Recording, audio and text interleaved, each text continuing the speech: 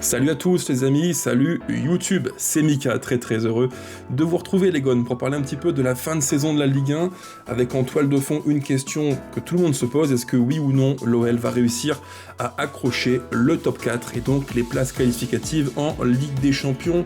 Le combat est sauvage, le combat est rude entre les candidats concurrents potentiels pour les places européennes et pour le top 4, parmi lesquels pas moins de 6 candidats, tous au coude à coude entre eux, je crois, qui se tiennent tous environ en 4 points d'écart, c'est rien, c'est infiniment peu.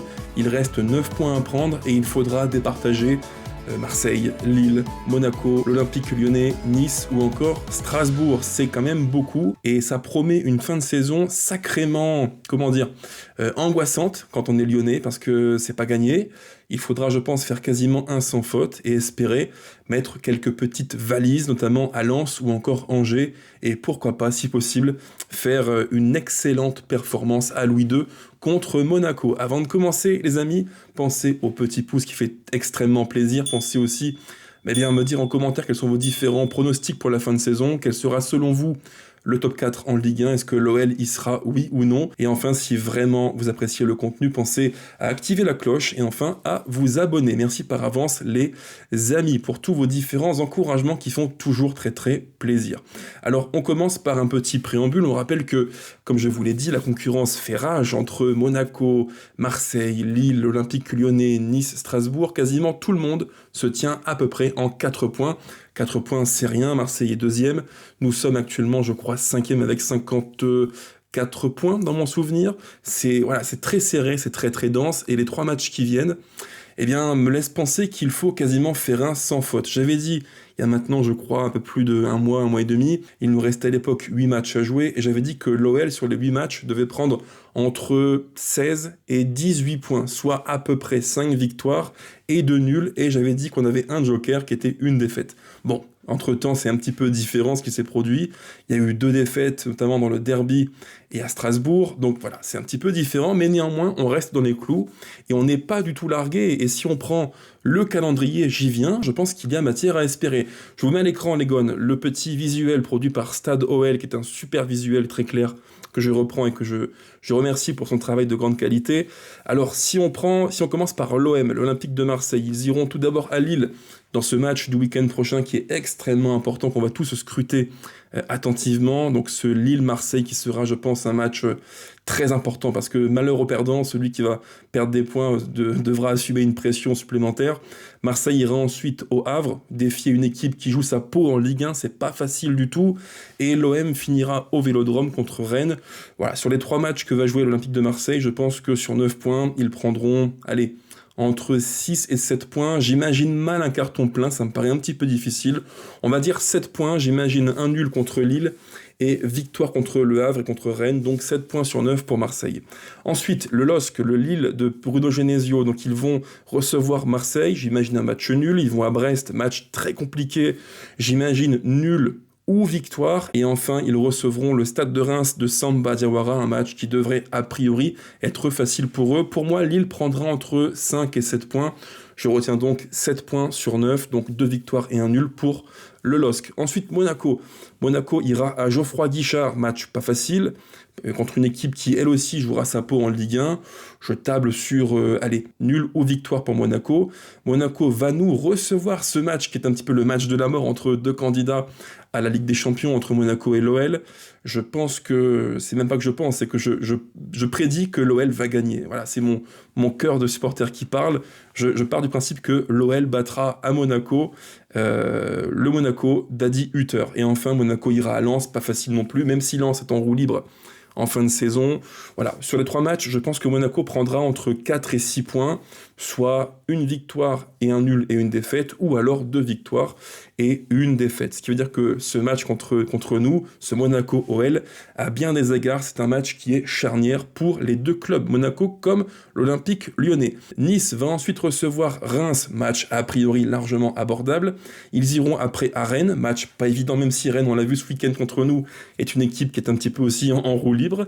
Et Nice, enfin, recevra Brest, match pas évident, mais même si Brest n'a plus grand-chose à jouer depuis ce week-end et leur défaite malheureuse au stade Vélodrome contre Marseille. Et enfin Strasbourg qui va donc recevoir le PSG. Est-ce que ce sera un PSG qui, comme contre Nice, sera démobilisé, ou alors un PSG qui au contraire voudra marquer son empreinte la fin de saison en Ligue 1. Ils vont ensuite partir à Angers, donc là je pense que ce sera un match plus facile pour Strasbourg. Et enfin Strasbourg finira sa saison contre Le Havre à domicile. Pour Strasbourg, j'imagine un 7/9. Donc je résume, Marseille fera pour moi un 7/9. Lille fera, je pense, 7/9. Monaco, j'imagine bien un 6/9. Nice, je pense, un 7/9. Et enfin, Strasbourg, 7/9. Et nous, dans l'histoire, qu'en est-il de l'Olympique Lyonnais? Alors nous, on va recevoir Lens. Alors Lens, je les ai vus à plusieurs reprises en Ligue 1, au stade notamment et aussi à la télé. C'est très pauvre. C'est même de plus en plus pauvre depuis la reprise de janvier et cette saignée lors du mercato hivernal pour le RC Lens. Donc pour moi, à la maison contre Lens, il faut les torpiller. Il n'y a pas 10 000 solutions. On ira après à Monaco, ce match extrêmement important contre l'AS Monaco d'Adi Hutter. Et enfin, on finira sur une note, je l'espère, très positive, un feu d'artifice contre le SCO d'Angers qui peut-être d'ici là sera envoyé en Ligue 2. On verra bien. Je pars du principe que l'OL a les moyens de faire 9/9. Alors, comme toujours je le dis, quand on fait des prévisions et des calculs mathématiques, c'est en tout point aléatoire. Le foot n'est pas une science exacte, fort heureusement, sinon il serait triste à en mourir. Mais je pars du principe que l'OL peut faire entre 7 et 9 points. 7, ça me paraît très réaliste, donc 2 victoires et un nul à Monaco. 9, ça me paraît optimiste, mais pas non plus impossible. Ce qui fait que virtuellement, si on se projette sur le constat que je vous fais là, les différents matchs des uns et des autres, des candidats au top 4 en Ligue 1 et des différents points qu'ils pourraient théoriquement prendre, on aboutit à ce classement que je mets à l'écran. Alors oui, c'est virtuel, oui, c'est tout à fait un truc, c'est une projection, c'est en rien la réalité, mais ça a au moins le mérite d'illustrer ce qu'il pourrait se produire d'ici la fin de saison. Alors évidemment, le PSG serait leader écrasant, oppressant, martyrisant en Ligue 1 avec environ 85 points s'ils finissent sérieusement la saison et qu'ils ne troublent pas la concurrence pour le top 4 en Ligue 1 en déjouant, ce qui était le cas ce week-end contre Nice. Logiquement, Marseille, qui ferait un 7/9, aurait 65 points, ce qui les placerait largement, en tout cas avec 2 points d'avance, deuxième. On retrouverait Lille avec 63 points. En quatrième position, et c'est vraiment là où tout se joue pour nous, on aurait un mano à mano des plus engagés, des plus sauvages, avec pas moins de 1, 2, 3, 4 clubs potentiellement à égalité. Et c'est là, les amis, où se joue, d'une part, le goal average général, mais aussi le goal average particulier, parce que nous avons actuellement une différence de but de plus 20. Plus 20 pour nous, Lille plus 17, Nice plus 20 comme nous, Strasbourg un tout petit peu en retard plus 13, et Monaco plus 22. Sur les 3 matchs restants, on aurait une forme d'égalité à 61 points, c'est totalement fou. Et ça, c'est ce qui me fait croire que la fin de saison devrait se jouer, j'en suis intimement convaincu, au goal average. Et là, les amis, vous voyez où je veux en venir, c'est l'une de mes conclusions, il faut que l'OL cartonne, mais j'insiste, il faut que l'OL cartonne impérativement Lens, qui n'est pas bien du tout, en grande crise, mais aussi le SCO d'Angers, c'est extrêmement important. C'est l'une de mes conclusions. Alors, conclusion, avant de passer aux différents scénarios optimistes, réalistes et pessimistes, l'une de mes conclusions, la number one, c'est que il y a non pas un, mais des scénarios possibles, des histoires possibles, des fins de saison possibles. Il y a un monde dans lequel l'OL peut finir par exemple 3e, confortablement, et il y a aussi un monde dans lequel l'OL peut finir 7e. Tout est possible. Si l'OL performe, si l'OL fait 9/9 et cartonne Lens et Angers, je pense qu'on sera quasiment assurément 3e. Mais, parce qu'il y a un mais qui est énorme, si l'OL se montre encore une fois irrégulier, si l'OL perd à Monaco, si l'OL gagne péniblement contre Angers et contre Lens, eh bien, il y a un fort risque que l'on finisse non pas 3e, mais peut-être 6, voire 7e.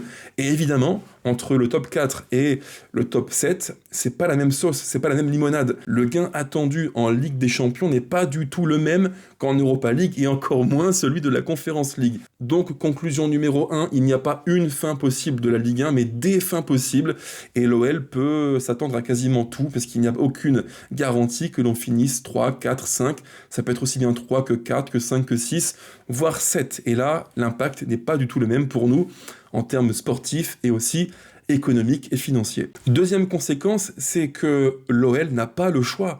L'OL doit impérativement ou presque faire à minima 7 points sur 9. Donc à minima 2 victoires et 1 nul contre Lens, Monaco et Angers. Si l'OL fait 7 points sur 9, alors il aura de bonnes chances d'être crédible d'ici la fin de saison pour le top 4.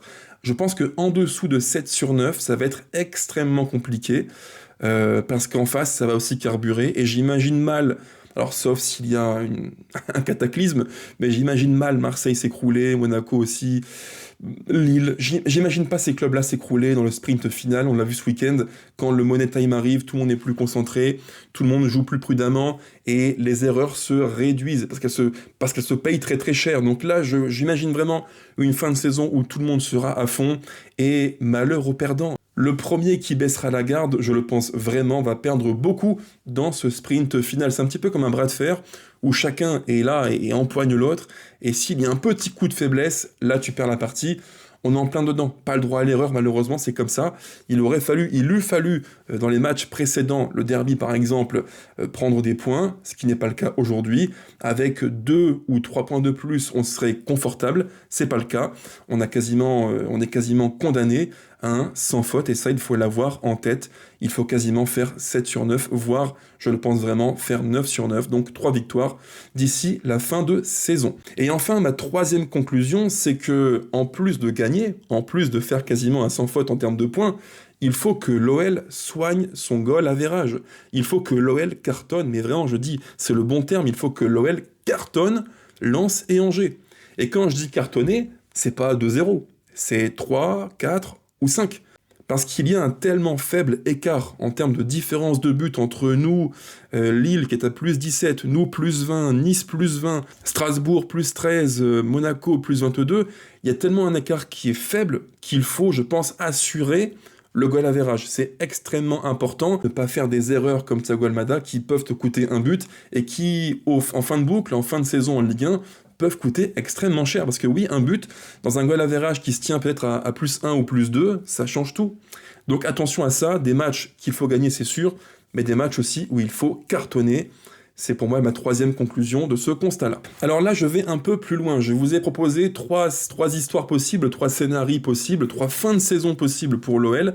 Une hypothèse qui serait optimiste, une hypothèse pessimiste, et entre les deux, la voie de la raison, une hypothèse plutôt réaliste. Alors, imaginons une fin de saison pour l'OL qui serait la plus optimiste possible. C'est quoi? C'est grosso modo 3 matchs, 3 victoires, donc 9 points sur 9, et un goal average vraiment soigné, carton contre Lens, carton contre Angers, et belle victoire à Monaco.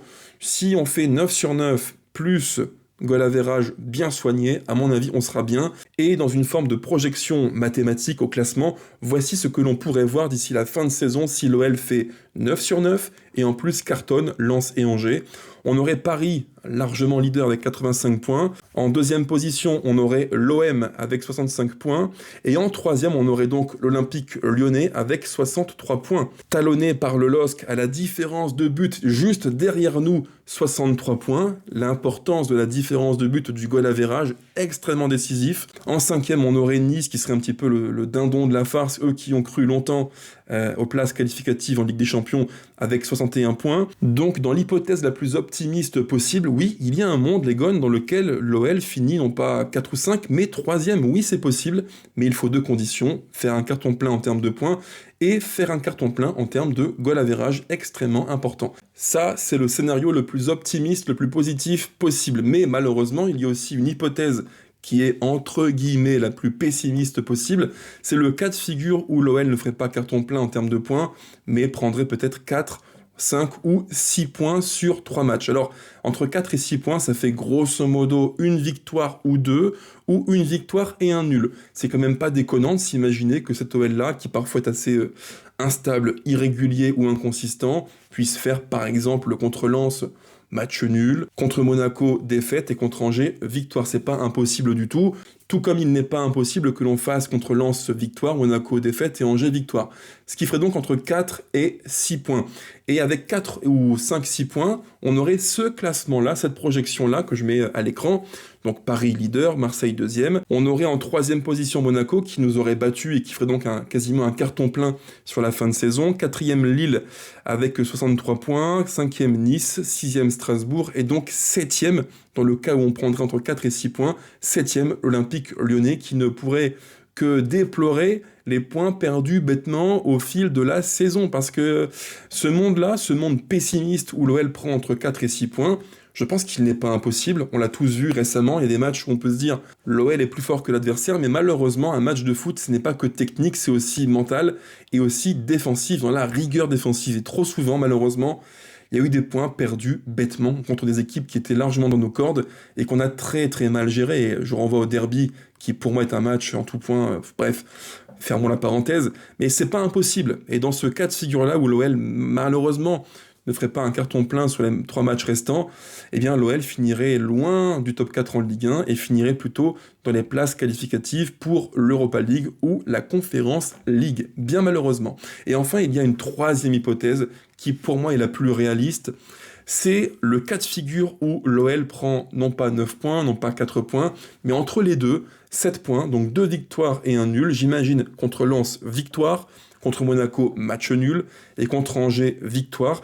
Et avec 7 points, les Gones, là, c'est le Royal Rumble, c'est la guerre ouverte entre tous les clubs. On aurait un conglomérat de 4 équipes, 4 clubs, avec le même nombre de points. Et c'est là où se joue le classement au goal average. La différence de but, on aurait Paris leader, Marseille deuxième solide, Lille, on aurait Monaco, l'Olympique Lyonnais, 6e Nice, 7e Strasbourg, et en fait le même nombre de points qui serait départagé par la différence de but, voire la différence de but particulière. Il faut non seulement prendre des points, au moins 7 points, voire 9 si possible, mais surtout les amis, il faut cartonner, il faut soigner, il faut stater, il faut marquer des buts. Si on peut mettre 3, 4, 5-0 à Angers, il faut en mettre 5. Si on peut en mettre 6, il faut en mettre 6, et ainsi de suite. Contre Lens, c'est pareil. Il faut les cartonner. On n'a pas le choix. Ça a été au fil de la saison mon leitmotiv, mon dicton quasiment.